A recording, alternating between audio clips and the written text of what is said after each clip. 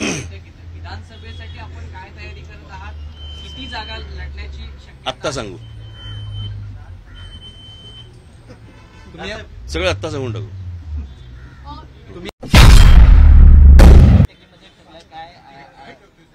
पक्षांतर्गत बैठक होती. सर, आगामी निवडणुकीच्या पार्श्वभूमीवर काही अहवाल मागवण्याचा प्रयत्न असेल का? कारण निवडणुका काही दिवसातच यायला आहेत. तयारी कशा पद्धतीने यायला आहेत? हा कुठचं मराठी? येणार आहेत. अरे एका प्रश्नाचं उत्तर देऊ दे रे. साहेब, निवडणुका थोड्याच दिवसात आहेत. निवडणुकांच्या दृष्टिकोनातूनच आत्ताची आमची पक्षांतर्गत बैठक होती. त्यांना काही कार्यक्रम उपक्रम दिलेले आहेत. त्याप्रमाणे मी आल्यानंतर मला ते भेटतील आणि बोलतील. साहेब, ज्या पद्धतीनं राज्यात जातीय समीकरणाने तेढ वाढतोय त्याकडे कसं बघताय? कारण का राज्यकर्त्यांकडनं एका समाजाला आश्वासन दिलं तर दुसरा समाज नाराज होतोय. मला असं वाटतं आता ह्या सर्व समाजांना ही गोष्ट समजणं गरजेचं आहे. मी इतकी वर्ष या माझ्या भाषणांमधनं मुलाखतीमधनं मी सांगत आलो, या जातीपातीतनं काही होणार नाहीये. हे सगळे पुढारी हे जातीपातीमध्ये द्वेष पसरवून फक्त मतं हातात घेतील आणि बोळसटपणे हे मतं देतील देखील. पण हे त्यांच्या पुढच्या येणाऱ्या पिढ्या, म्हणजे मी काल तर ते एक कोणीतरी मला क्लिप पाठवली, त्याच्यामध्ये लहान लहान मुलं जातीवरनं बोलतात एकमेकांशी. आणि हे कधी बोललो होतो मी की हे सगळं शाळा कॉलेजपर्यंत जाणार हे प्रकरण?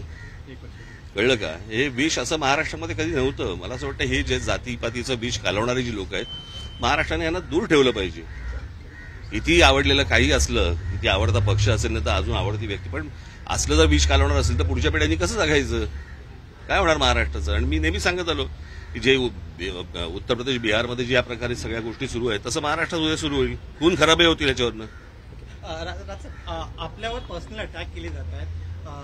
आदित्य ठाकरे यांनी सुपारीबाज पक्ष सांगितलेला आहे. बिनशॉट मला उद्धव ठाकरेने काय तुम्ही या सगळ्या पार्श्वभूमीवरती जातीपातीचाच विचारत होतो. पण दुसरा प्रश्न असा आहे की आपण विधानसभेसाठी आपण काय तयारी करत आहात?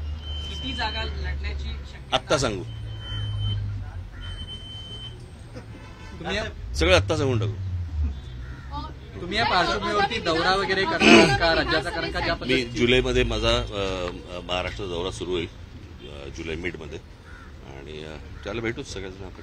सर, आगामी विधानसभेसाठी महाराष्ट्राच्या दृष्टिकोनातून महाराष्ट्राच्या विकासाचे अनेक मुद्दे जे आहेत, जे आताही हायलाईट केले जात नाही, या मुद्द्यांना धरून आगामी निवडणुकीमध्ये उतरण्याचं प्लॅन असेल का? मला असं वाटतं मी आता युक्रेन आणि रशिया वॉर याचा मला असं वाटतं मी महाराष्ट्राच्या विधानसभेमध्ये प्रचार करेन.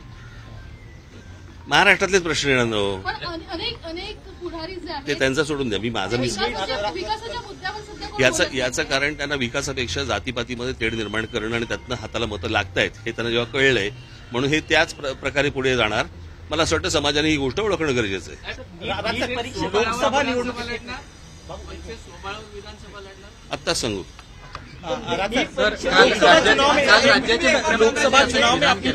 राज्याच्या मुख्यमंत्र्यांनी कसं विधान केलंय की काही लोकांना बांबू लावायची गरज आहे? लावा म्हणून.